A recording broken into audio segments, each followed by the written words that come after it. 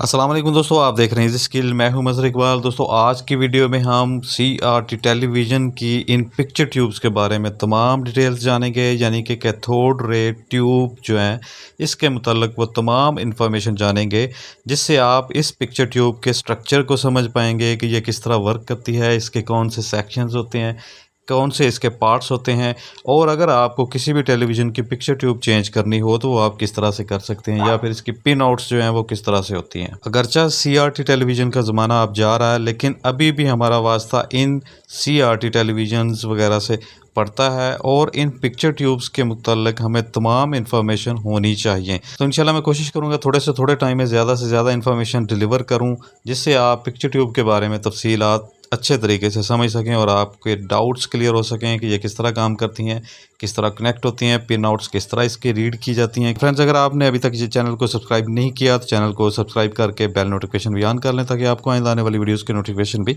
मिलते रहें।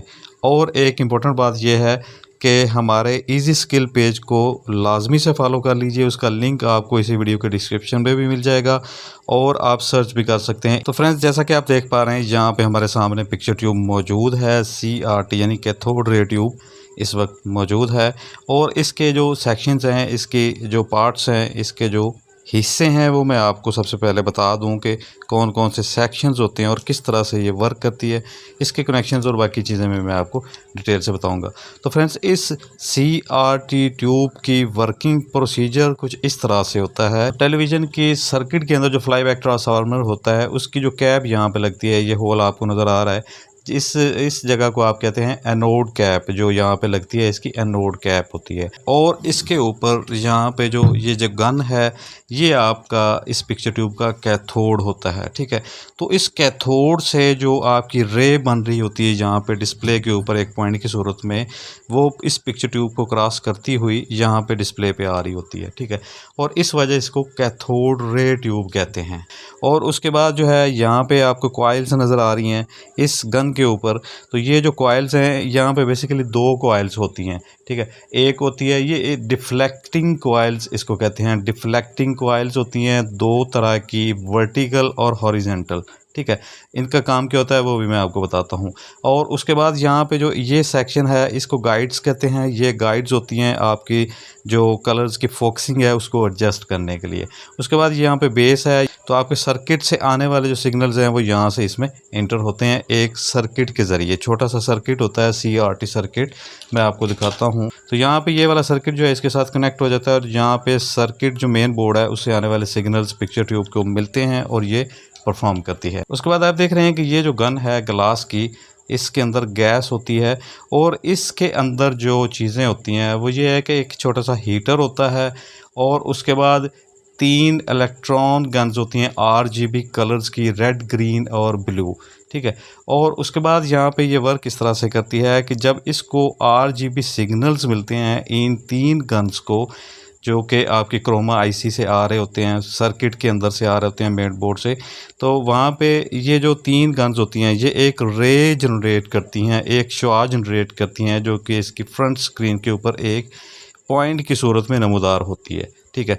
अब उस रे के बाद जो है अगला प्रोसीजर क्या होता है कि यहाँ पे आपको ये जो डिफ्लेक्टिंग कॉइल्स नज़र आ रही हैं जिसको हम योक कॉइल भी कहते हैं, इसका काम क्या होता है कि इसने उस रेज़ को इसकी साइज़ में कन्वर्ट कर देना, पिक्चर के साइज़ में कन्वर्ट कर देना होता है।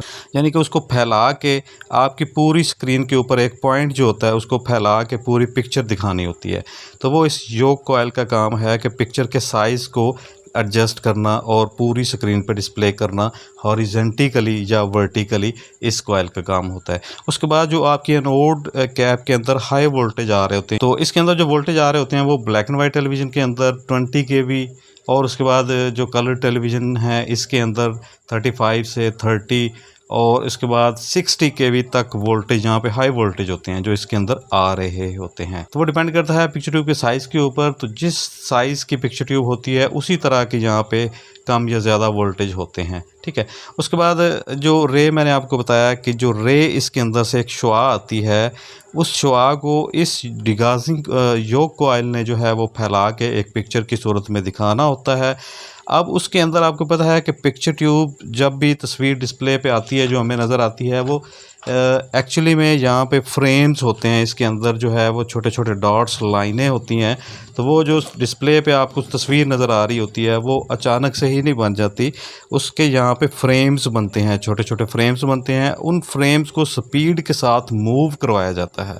तो उसकी मूविंग की जो स्पीड है, फ्रेम्स के बनने की जो स्पीड है, वो आपके इस एनोड कैप यानी कि फ्लाई बैक की मदद से, हाई वोल्टेज की मदद से उसकी रफ्तार में इजाफा या कमी की जाती है, जिससे आपकी यहाँ पे फ्रेम्स जो है वो स्पीड के साथ चलते हैं और आपको तस्वीर नज़र आती है। मैं आपको छोटा सा एक एक्सपेरिमेंट बताता हूँ। तो यहाँ पे आपके पिक्चर ट्यूब में अगर एक वर्टिकल लाइन जब आ रही होती है, आप यहाँ से एक्सपेरिमेंट कर भी सकते हैं, पीछे से जो है वर्टिकल की वायर्स उतार के योक कॉइल के ऊपर से। तो यहाँ पे जो लाइन आ रही होती है, आपने उसको एक शीशे के ज़रिए जो है वो देखना है, इसकी रिफ्लेक्शन को शीशे के अंदर देखना है।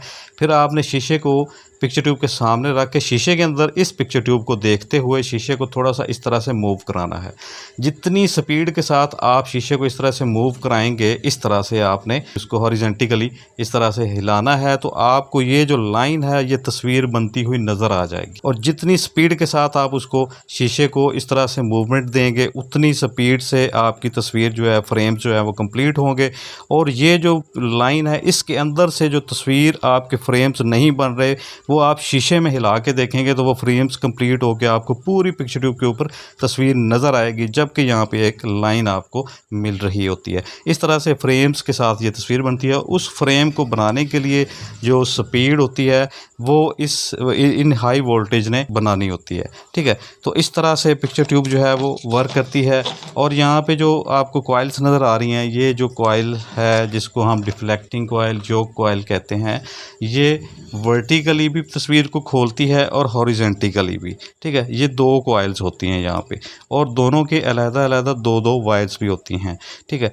और इन दोनों वायर्स को आपने, ये आप देख रहे हैं जो वायर्स ऊपर से आ रही हैं ये कॉइल की, ये इसकी वर्टिकल की हैं और ये हॉरिजेंटल की हैं। इनको चेक करने के लिए आपने इस योक कॉइल को क्या करना होता है कि मल्टीमीटर से इसकी कंटिन्यूटी चेक करते हैं, इन दो वायर्स की और इन दो वायर्स की। यहाँ पे कंटिन्यूटी होगी तो इसका मतलब है कि ये आपकी कॉइल्स जो है वो ठीक हैं। अगर आपकी वर्टिकल या हॉरिजॉन्टल लाइन आ रही हो तो आप इन कॉइल्स को इस तरह से टेस्ट कर सकते हैं। उसके बाद आ जाते हैं इसकी जो पिन आउट्स हैं इनके ऊपर।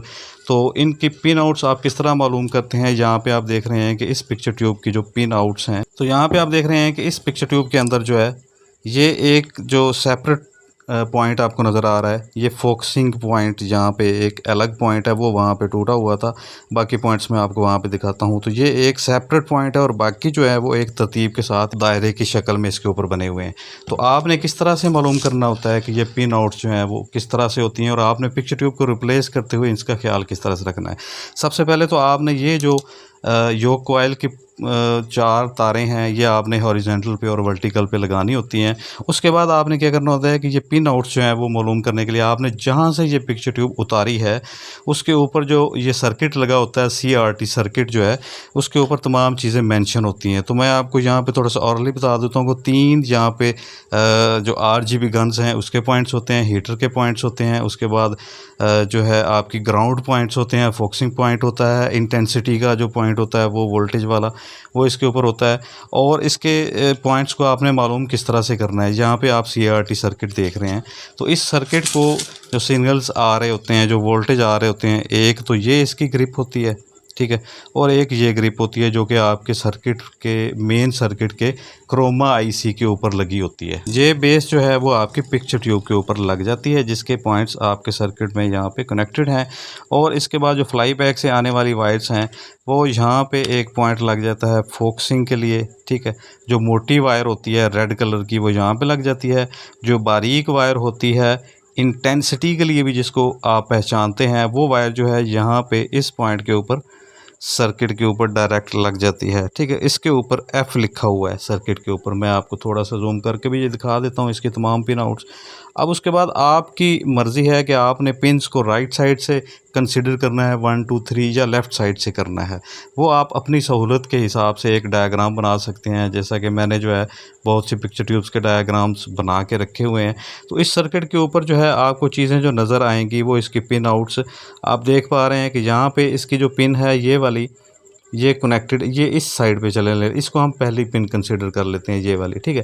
तो यहाँ पे देख रहे हैं क्या, ये पिन जो है वो खाली है इस CRT के ऊपर, जिस भी पिक्चर ट्यूब के ऊपर ये लगी हुई है आपने इस तरह से इसको देखना है कि ये खाली है। उसके बाद जो दूसरी इसकी पिन है, ये आपको इसके ऊपर लिखा हुआ है KB, तो ये आपकी ब्लू कलर की जो गन है उसके ऊपर जा रही है। और इसके बाद जो अगली है वो इसके ऊपर आपको नज़र आ रहा है कि H लिखा हुआ है, तो ये आपकी हीटर की है, जो कि यहाँ से आपको मिल रही है। ये ग्रिप जो है जिसके अंदर 4 वायर्स होती हैं, इसके अंदर 180 वोल्टेज, हीटर, ग्राउंड, ये चीज़ें आ रही होती हैं, ठीक है। और ये आपकी हीटर की आ गई। उसके बाद आपको यहाँ पे लिखा हुआ नज़र आ रहा है HG, तो ये ग्राउंड है, यानी कि हीटर की ग्राउंड यहाँ पे दी हुई है, और दूसरी यहाँ पे ये आ रही है, ठीक है। ये पॉइंट्स ग्राउंड को मिला दिया गया यहाँ पे। उसके बाद आपको KR यहाँ पे इस पॉइंट के ऊपर लिखा हुआ नज़र आ रहा है, तो KR यानी कि ये आपकी रेड जो गन है, इलेक्ट्रॉन गन, उसके ऊपर ये पॉइंट जा रहा है। और उसके बाद यहाँ पे F लिखा हुआ आ रहा है, ये जो पॉइंट है फ्लाई बैक से आ रहा होता है, ठीक है। उसके बाद यहाँ पे आपको KG लिखा हुआ आ रहा है, तो ये आपकी ग्रीन पॉइंट है, ग्रीन गन का।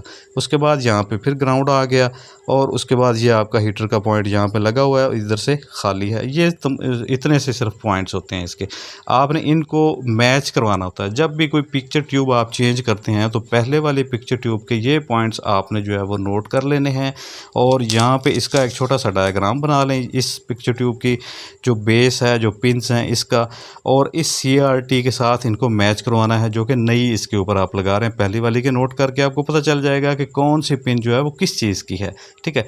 और आपने इसकी गन्स को चेक किस तरह से करना होता है वो भी मैं आपको बता देता हूँ, कि अगर यहाँ पे आपके जो कलर्स हैं वो मिसिंग हैं, सर्किट से कोई कलर नहीं बन रहा है इसके अंदर RGB, तो उनमें से कोई एक कलर, तो तीनों कलर की मिक्सिंग से तमाम कलर्स बन रहे होते हैं पिक्चर ट्यूब के, कोई एक कलर मिक्स है तो आपके जो कलर्स हैं वो ख़राब हो जाते हैं। तो आपने 33 ओम की 1 वाट की रजिस्टर लेनी है, उसको एक साइड से ग्राउंड करना है, और दूसरी साइड जो है रजिस्टर की एक वायर के ऊपर लगा लें, और उस वायर को इसके RGB के साथ बारी बारी टच करें, यानी शॉर्ट करेंगे रजिस्टर के साथ, जबकि इसको वोल्टेज मिल रहे हैं। पिक्चर ट्यूब जो है वो कंटिन्यू है, सर्किट के ऊपर लगी हुई है, टीवी ऑन पोजीशन में है।